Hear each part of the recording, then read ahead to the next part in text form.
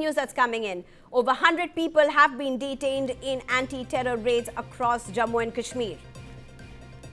Days after the Delhi blast, the Jammu and Kashmir Police carried out a wide-scale crackdown in around 10 districts of the valley. Around 100 locals were detained from several districts as more than 70 locations were raided and searched. In North Kashmir's Baramulla, police said an operation was launched in 16 properties linked to Pakistan-occupied Kashmir, and 23 locations with links to overground workers were searched. 2,900 kg IED-making material recovered, 7 arrests as J&K police bust interstate terror module. The police said 175 vehicles searched at strategic checkpoints along the national highway and other vital routes in North Kashmir. 32 cordon-and-search operations were conducted simultaneously across different parts of the district. Well, I'm being joined by my colleague Mehraj at this point. Mehraj, what has changed over the last couple of hours? How intensive have the raids now been?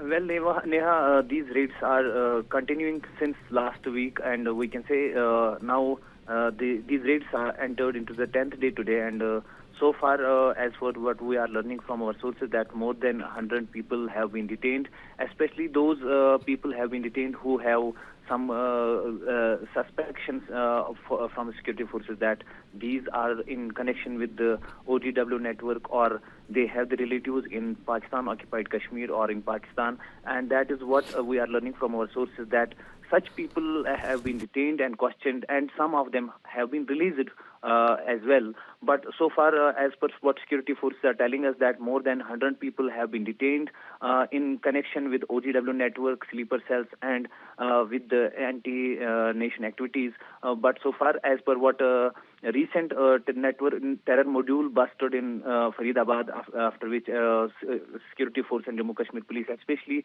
cleared that 2,900 kilograms of ammonium nitrate was recovered.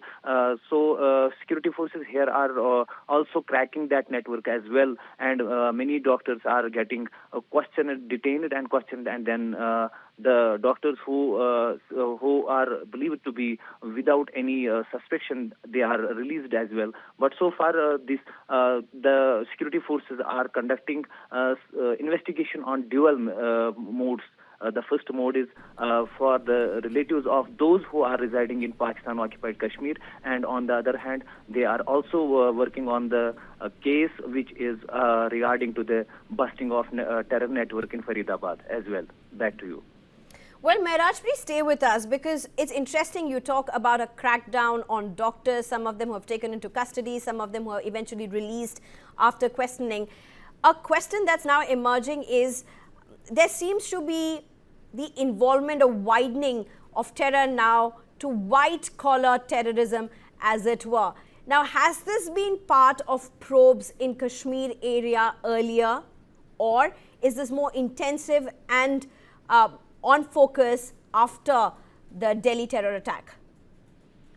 Well, you are right, Neha. After the Delhi terror attack, we can say that the clock ticks on such doctors who have some relations with such earlier cases like OGW supporters, or who have some black spots in their career.